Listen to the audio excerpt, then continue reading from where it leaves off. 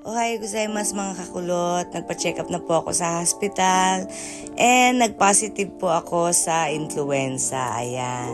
So hindi na nga kinaya ng salasalabat lang and pag-inom ko lang ng mga gamot sa lagnat, akala ko kung simpleng sakit lang, hindi pala.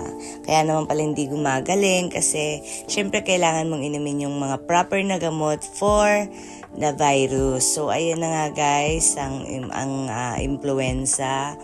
So uso yan ngayon dahil nga winter season na naman. So hindi ako nakapagpabaksin, sayang last time.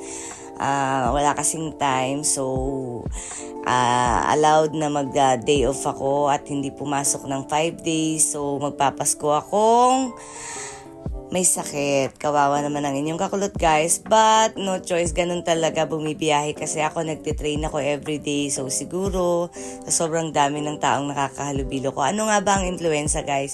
Isa rin siyang klase ng respiratory system infection